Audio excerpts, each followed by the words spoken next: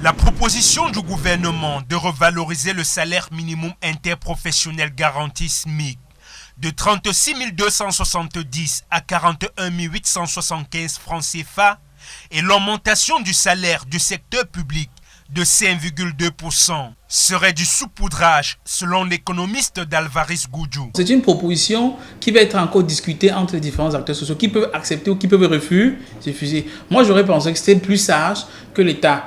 En fait, qu'on trouve déjà un consensus disant que nous avons augmenté le SMIC à tel montant. Au lieu de l'autre côté, vous augmentez le prix des carburants. De l'autre côté, vous avez fait une proposition de discussion pour voir si on peut augmenter le SMIC. Pour l'économiste, l'État serait dans un coup de théâtralisation et de jeu de mots pour endormir les Camerounais. D'autant plus qu'en rentrant dans les calculs réels, l'augmentation n'existe que de nom. Contrairement à ce que beaucoup de gens se disent, c'est un taux qu'on applique au salaire de base. Ça veut dire qu'en réalité, si vous avez un revenu de, je sais pas quoi, de 200 000, c'est pas 5% de 200 000 que vous avez beaucoup moins que cela. Parce qu'il y a un certain nombre d'avantages qui s'agrémentent à vous avez les 200 000.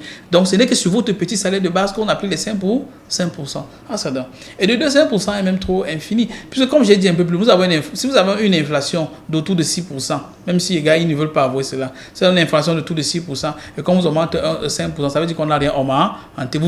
Le Fonds monétaire international justifie cette hausse du prix du carburant par le fait que l'investissement public reste très faible dans le budget de l'État, autour de 22% cette année. C'est parce qu'une bonne partie du budget d'investissement public est détournée. Ça veut dire qu'en réalité, vous augmentez les impôts, vous augmentez le coût du carburant, de tout, ça permet de remplir la caisse de l'État et que d'autres personnes se mettent cela dans la poche. L'économiste d'Alvarez Goudjou recommande de ce fait aux Camerounais de s'intéresser davantage aux sources d'énergie alternatives pour faire face à cette inflation et invite l'État à jouer son rôle d'accompagnateur